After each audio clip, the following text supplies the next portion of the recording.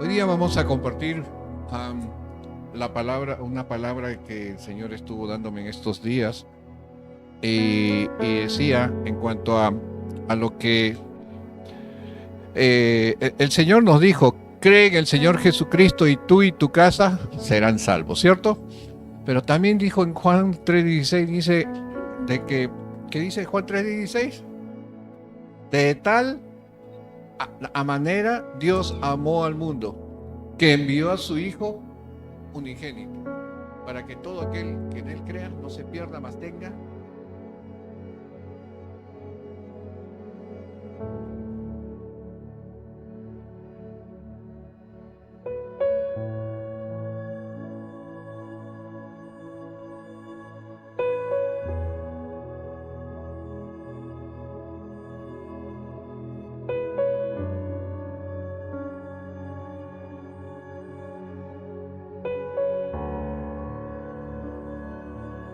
Creer en Él como creemos que estamos aquí, como creemos de que Jesús vive, está, o mejor dicho, está a la derecha del Dios Padre. Tantas cosas que podemos creer, si no es tener fe que tenemos un Dios vivo, por un lado. Y por otro lado, creer en Él es seguirle y hacer lo que Él nos ha enseñado. Y cuando estaba viendo estos versos bíblicos y analizándolo, pensando, encontré en Mateo capítulo 7, verso 21 al 23, algo interesante que el mismo Señor Jesucristo lo dijo, y ahí creo que está más claro que el agua. Si vamos a este verso, nos dice lo siguiente. Mateo 7, 21 al 23, dice: no todo el que me dice Señor, Señor, entrará en el reino de los cielos. Empieza así el Señor. No todo el que me dice en aquel día Señor, Señor, entrará en el reino de los cielos. Porque podemos decir después: pero si yo creía en el Señor Jesucristo. Pero el Señor está aclarando aquí algo, que no todo el que me dice Señor, Señor, entrará en el reino de los cielos, sino el que hace la voluntad de mi Padre que está en los cielos. Amén. Vamos a orar. Bendito Dios y Padre, gracias, Señor, por esta palabra. Te pido que sea cayendo, Señor, estas semillas en tierra fértil, Señor. Que esté cayendo, Señor, en cada uno de estos corazones, Señor, preparados a hacer tu voluntad. Gracias, mi buen Dios. Te alabo, te adoro, Señor. Sé tú hablando, Señor, a través de tu siervo. Sé hablando tú, Señor, a los corazones, Señor. Y quita toda palabra humana, Señor. Gracias te damos. A ti sea toda gloria. En el nombre de Jesucristo nuestro Señor. Amén. Cuando empezamos a ver el tiempo de Jesús aquí en la tierra, muchos estudiosos dividen justamente toda esta temporada de Jesucristo en 5 etapas. La primera está en la infancia de Jesús, que habla desde el Mateo capítulo 2, todo el capítulo 2 habla sobre la infancia de Jesús. Habla sobre el tiempo de la preparación de Jesús, que es casi todo el capítulo 3 de Mateo también.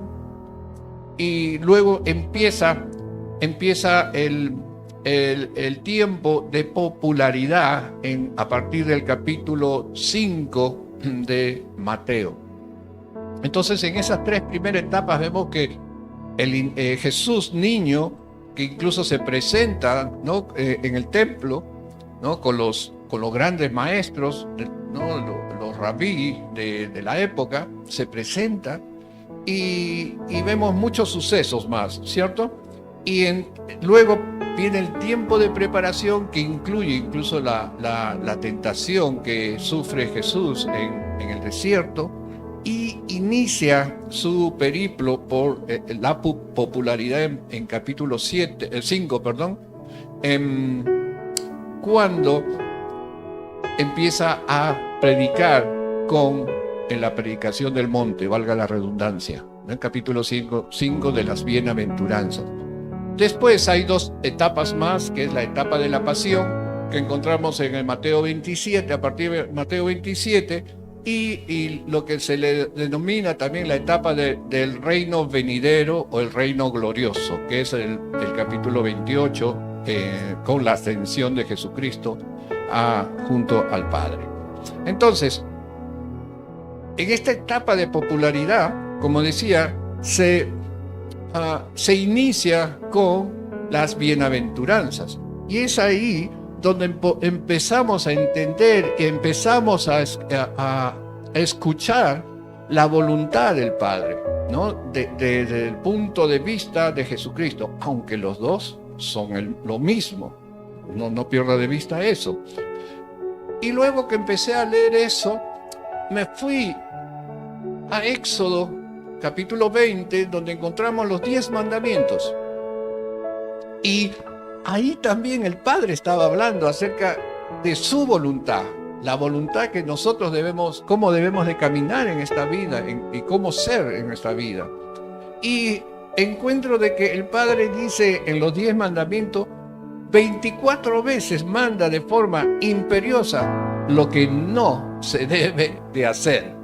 Mientras Jesucristo dice, ¿no? Qué bueno, dichoso es el que hace, la manera como lo hace, ¿no? El Padre en el capítulo 20 de Éxodo nos dice las cosas que no se debe hacer. Y eso muchas veces me recuerda a nosotros mismos, cuando nos dicen no hagas esto, no hagas aquello, ¿no? Como que nos sentimos un poco incómodos, ¿no? Que no nos gustan que nos digan el no. Y encontramos como por ejemplo, no matarás, no cometerás adulterio, no hurtarás, no hablarás contra tu prójimo falso testimonio, no codiciarás, ni la casa de tu prójimo, ni su siervo, ni su criada, ni su buey, ni su asno, ni cosa alguna de tu prójimo. Todo es no, ¿cierto? El Padre lo dice así, pero Jesucristo nos empieza su ministerio con esa prédica. Bienaventurado, dichoso, gozoso. Y cuando digo esos términos similares, sinónimos, significa, como dije al principio, la felicidad es un momento, la alegría es un momento, pero el gozo, la dicha, es eterno, es para siempre. ¿Cuántos están de acuerdo? Hermanos, porque tú de repente puedes disfrutar de un plato. Imagínate el plato que más te gusta, ¿cierto? ¿Cuántos, como decía mi mamá, mi abuelo y seguramente tu familia también, cuánto cuesta cocinarlo o hacerlo? Un buen tiempo, ¿cierto? Pero ¿cuánto tiempo te demoras en comerlo? 10 minutos y eso, ¿no? Hay algunos que son mucho más rápidos que eso. Pero te goza o te alegra estar disfrutando esa comida. Pero tiene su inicio y tiene su término. Y queda.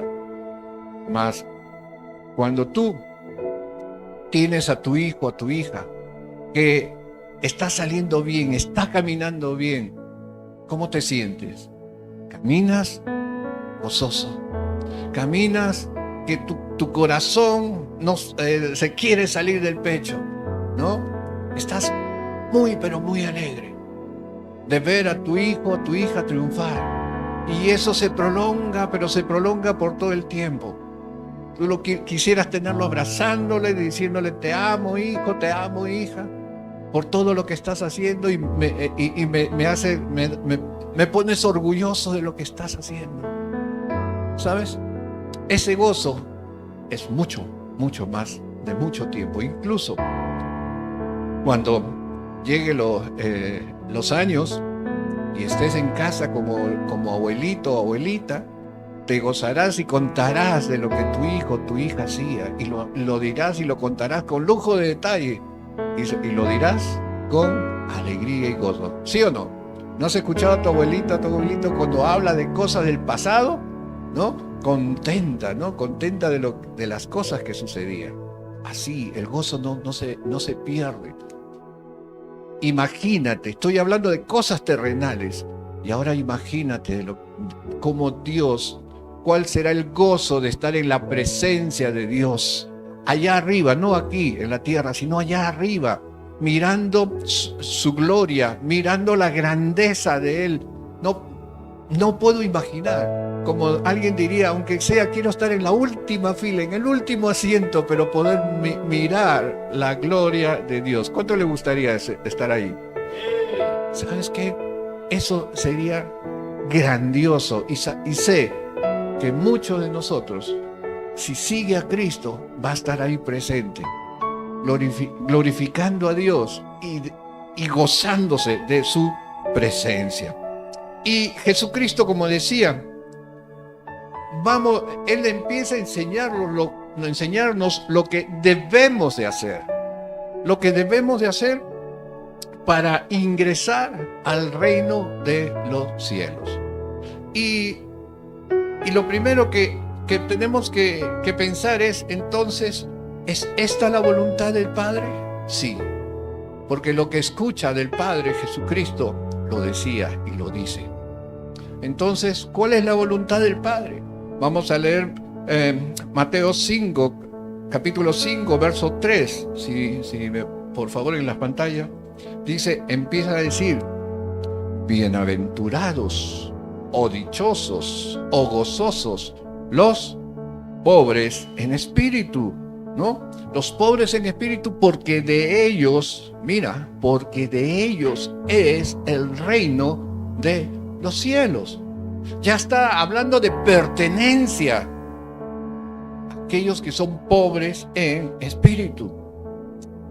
Y analizando la palabra griega de pobres, significa, o mejor dicho, es tochos, que no se refiere a una persona sin dinero, no se refiere a una persona pobre materialmente, sino a alguien que es completamente indigente.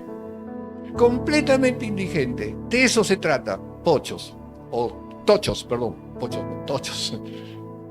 Eso significa completamente indigente. Y cuando dice bienaventurados los indigentes en espíritu, ¡wow! ¿Y de qué estamos hablando aquí? Se refiere a que seamos totalmente desamparados, que entendamos que somos totalmente desamparados espiritualmente si no estamos con Dios. Tenemos que entender que somos completamente indigentes si es que no tenemos a Dios en nuestros corazones. Debemos de aceptar, y lo primero que debemos de hacer es humilde, que es aceptar ser un pobre espiritual. Jesucristo dijo, sin mí nada podéis hacer. Vamos a Filipenses capítulo 2, verso 3. Mira lo que dice San Pablo a los filipenses. En la versión, tengo aquí en la versión Dios habla hoy. No sé si lo tienes ahí en Dios habla hoy. Bueno, dice así en Reina Valera, ya que lo tiene en Reina Valera, dice, amaos los unos a los otros, dice.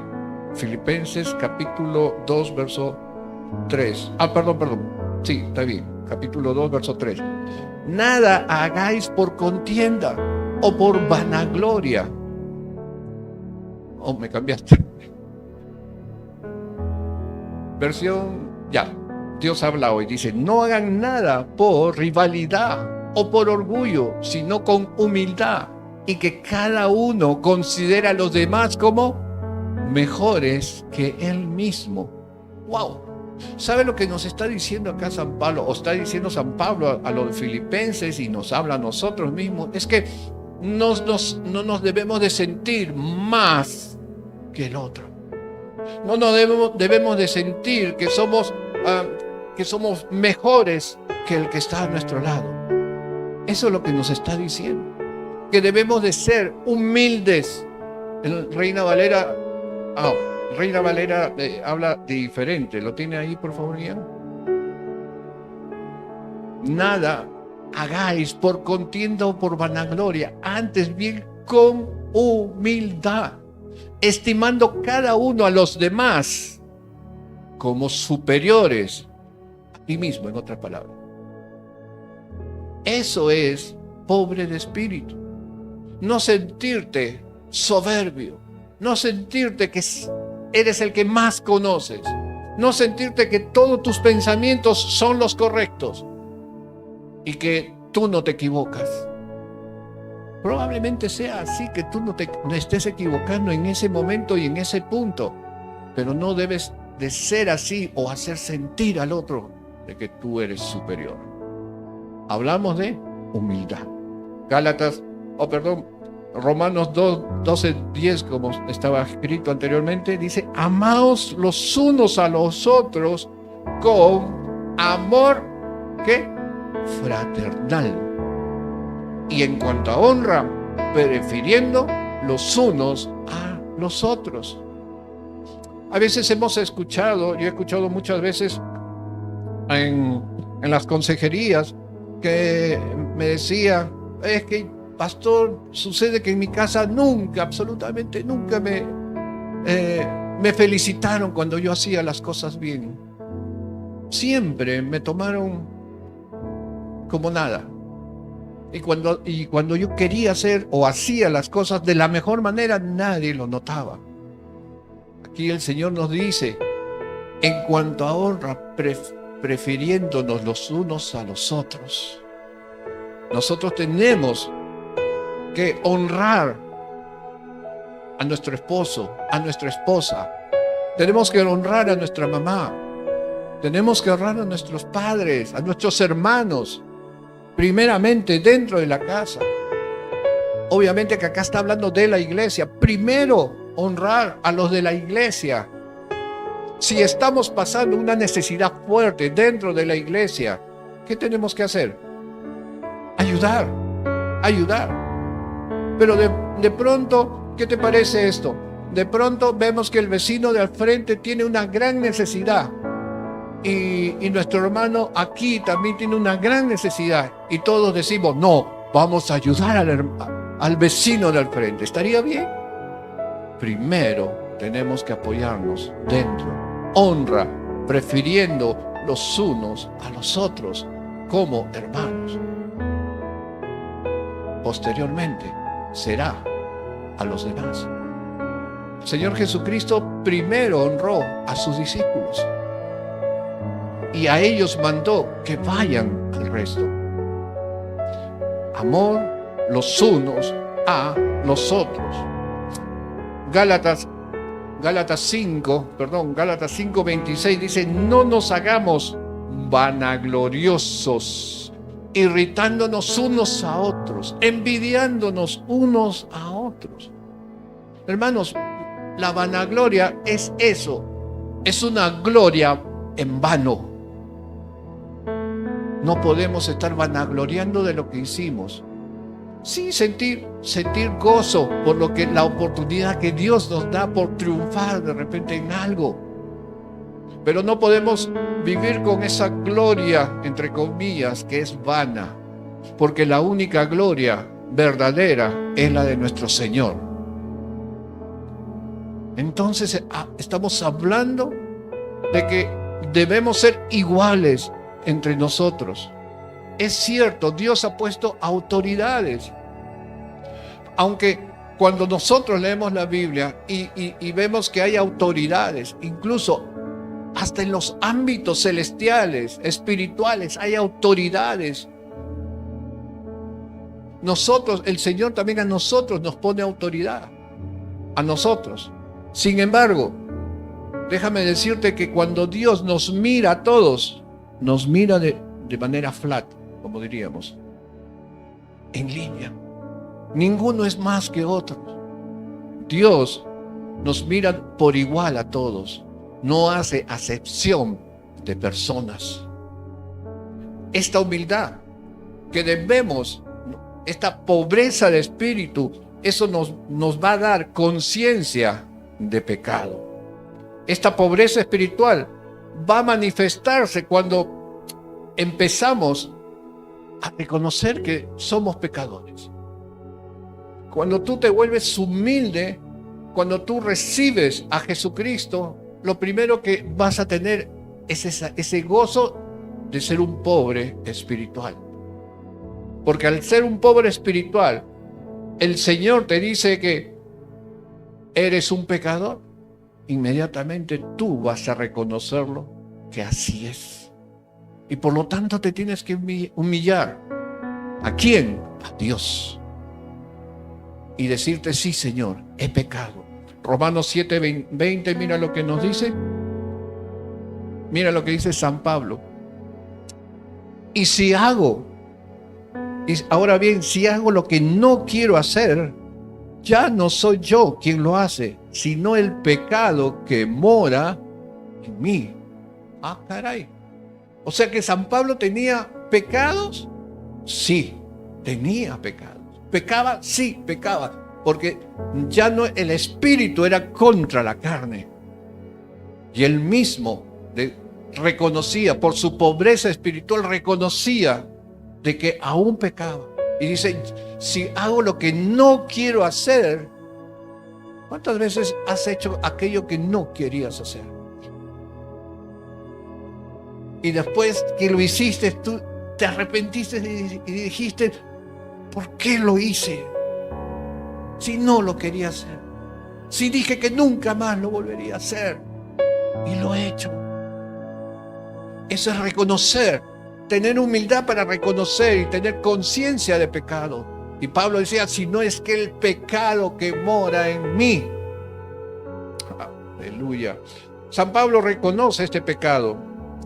Y Filipenses capítulo 3, verso 14, mira lo que dice San Pablo también aquí. Dice, no que lo haya alcanzado ya, dice, ni que ya sea perfecto, sino que prosigo por ver si logro hacer aquello por lo cual fui también asido por Cristo Jesús.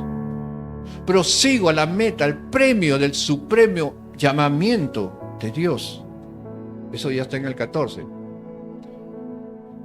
Pablo está diciendo que yo continúo la meta. Sí, peco, está bien, pero me arrepiento porque lo hice, como decía el chavo, sin querer queriendo.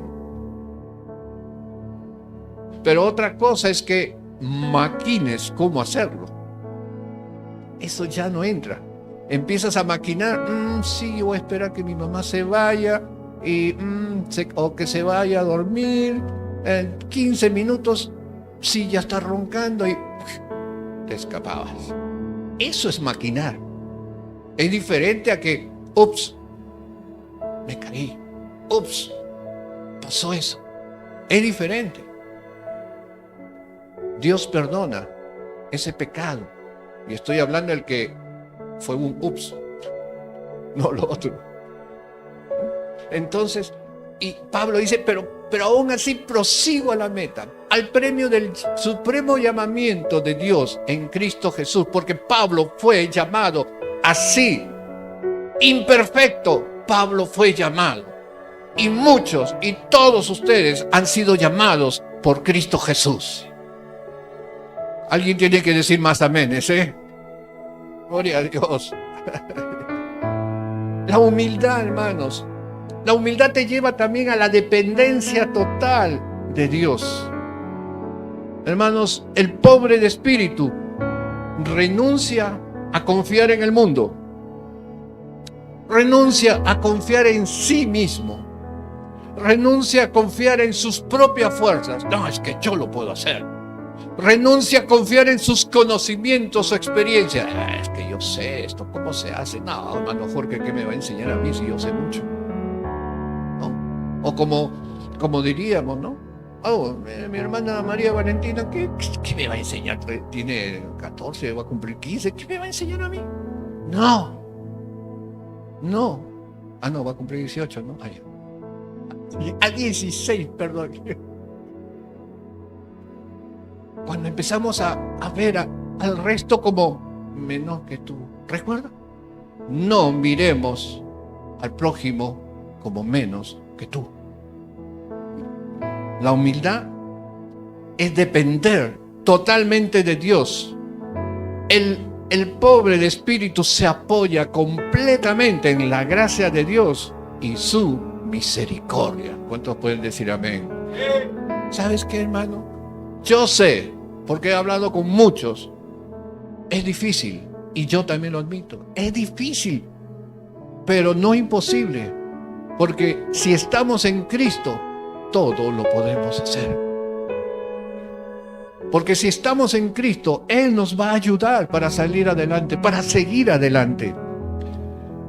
Esta humildad espiritual, hermanos, es la base de la verdadera fe.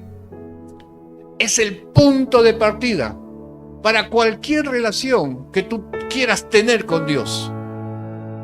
Si tú quieres empezar a tener una relación con Dios, si tú quieres empezar nuevamente a estar con Dios, seguirlo a Él y que Él te bendiga y que tú seas bendecido por todas las acciones que haces según su palabra, entonces mi hermano, tienes que tener fe, porque es el punto de partida para cualquier relación con Dios. Sin el reconocimiento de nuestra necesidad, no podemos aceptar la salvación que Cristo ofrece.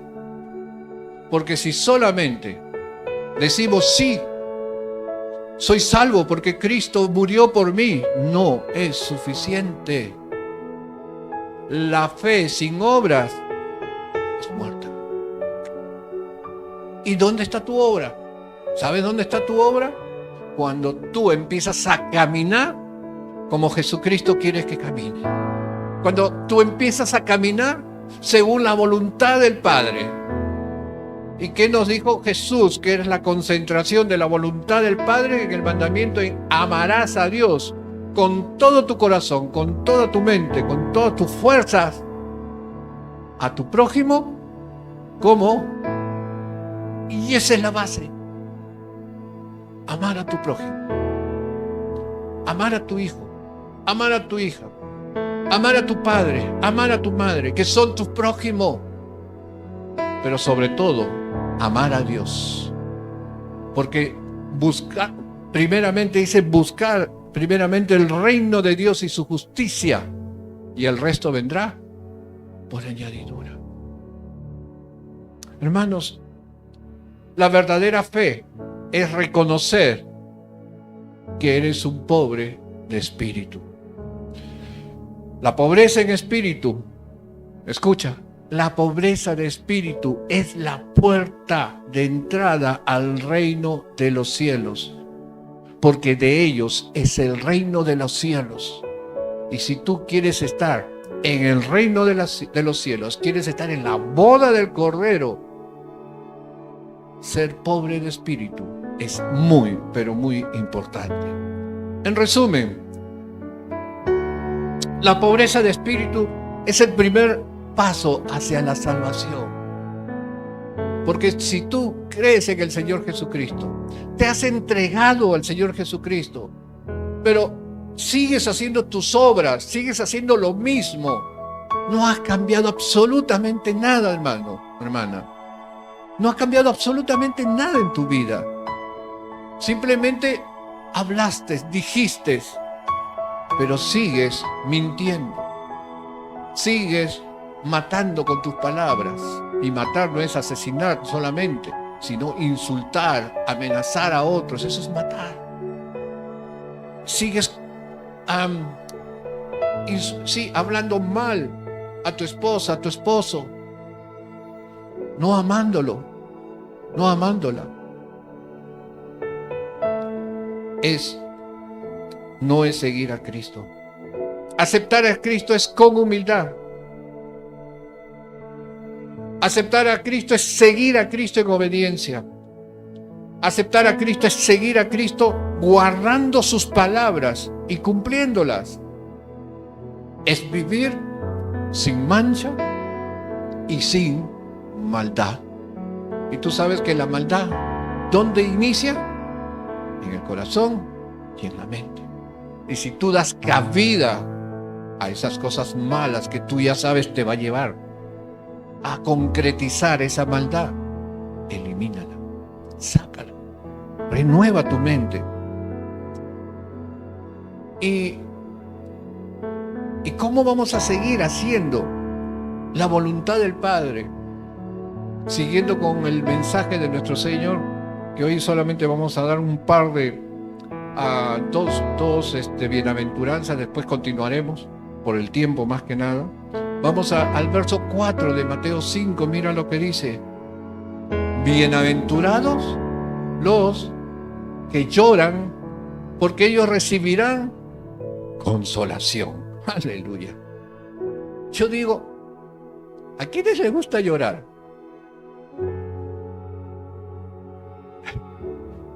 ¿Ah? ¿Estás llorando? Sí, es que perdí, hermano. Murió un familiar, hermano. Te estás gozando, entonces. Bienaventurado eres. ¿Es así?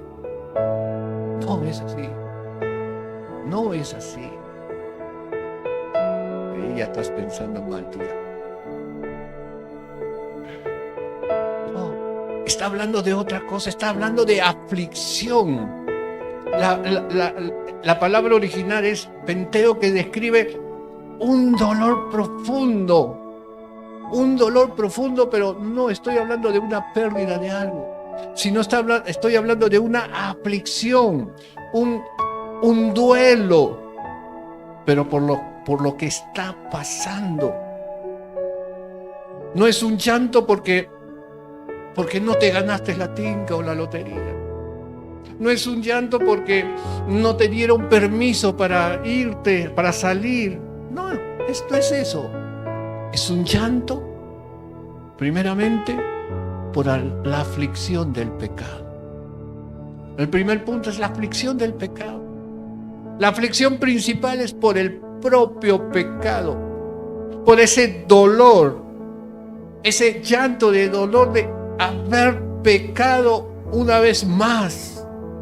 San Pablo decía en Romanos 7:24, mira lo que dice. Pablo se dice de sí mismo: miserable de mí. Mira la manera como se dice, fuerte. Él mismo se dice: miserable de mí. ¿Quién me librará de este cuerpo de muerte? Él está llorando, él está afligido. Y eso es parte de ser un pobre espiritual, porque sabe que depende de Dios. Es un sentimiento genuino de dolor y de pesar que emana de un arrepentimiento genuino. Eso es afligirse por el pecado. Porque yo he escuchado muchas veces que decían: pero mira todo lo que hiciste. Sí, lo hice mal, que aquí, que allá, sí. Pero sí, nadie me quita lo bailado. Dice. Entonces, ¿qué? ¿Te estás arrepintiendo o no? ¿Cuál es el punto? ¿Aflicción? Y si sientes eso, no hay aflicción, hermano, hermana. Ahí no hay aflicción. Simplemente te gozas de la maldad que hiciste. Yo no estoy diciendo de que no debemos de reírnos, de alegrarnos, danzar, bailar. Yo no estoy diciendo eso. Estoy diciendo que si eso es producto del pecado o para el pecado, entonces debes afligirte. Nos debemos de afligir por eso. Es el dolor que experimenta una persona al ver la brecha entre lo que debería ser y lo que es realmente la persona. Pablo dice de sí mismo: miserable de mí. ¿Te das cuenta? ¿Hasta cuándo voy a ser así? Lo segundo es la aflicción por el mundo. La aflicción por el mundo y la aflicción ajena. Se refiere al llanto por el sufrimiento de los demás, por el estado de un mundo destrozándose día a día por las injusticias que se están cometiendo. Quienes lloran de esta manera se niegan a ser indiferentes ante el dolor de otros. El amor por el prójimo se refleja al afligirte por ellos cuando están afligidos. Romanos 12:15, ¿qué dice? Gozaos con los que se gozan y llorad con los que lloran.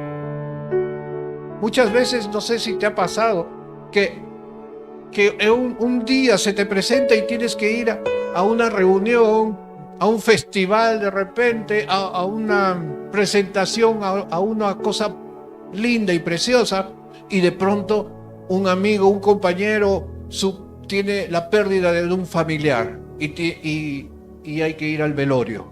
¿Cuál de los dos vas? De repente me dirás, voy a la fiesta porque ahí me voy a gozar, me voy a divertir. No. Llorad con los que lloran. Tienes que tener dolor por la pérdida. Tienes que tener el con dolor. Por eso me conduelo con la otra persona. Es mayor que una reunión, que una fiesta. Jesús tuvo aflicción por la gente. San Mateo 9:36 lo que nos dice. Y al ver las multitudes, Jesucristo tuvo ¿qué?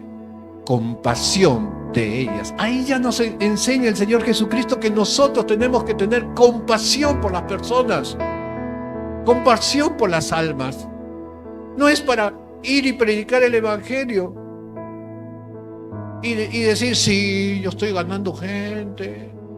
No, eso es ego. Es tener compasión por aquellos que no conocen a Cristo. Y Jesucristo tuvo compasión de ellas porque estaban, ¿qué? Desamparadas y dispersas como ovejas que no tienen pastor. Jesucristo tuvo dolor por esta gente. Jesucristo también tuvo dolor por Jerusalén. Cuando antes de entrar, decía, Jerusalén, Jerusalén, que matas profetas. Estaba triste, afligido el Señor, porque sabía que Jerusalén iba a ser destruido después.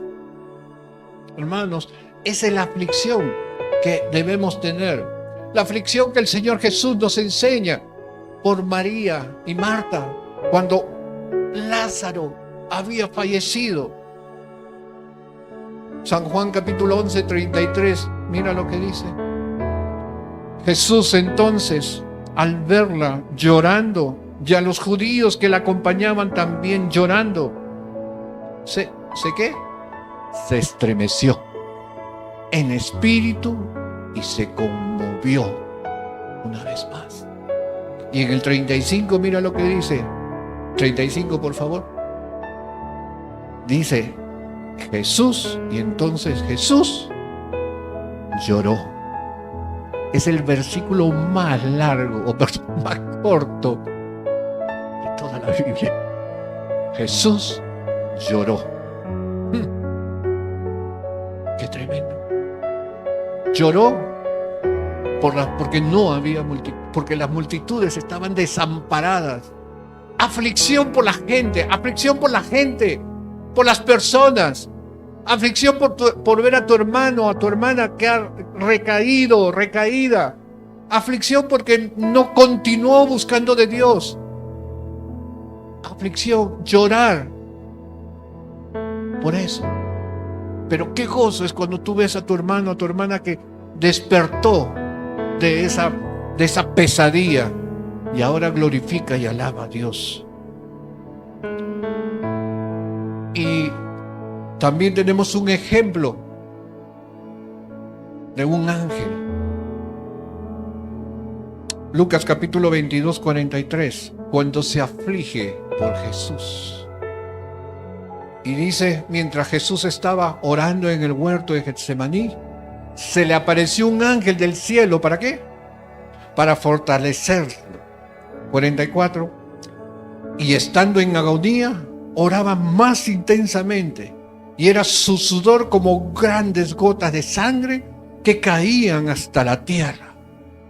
43. Y se le apareció un ángel del cielo. ¿Para qué?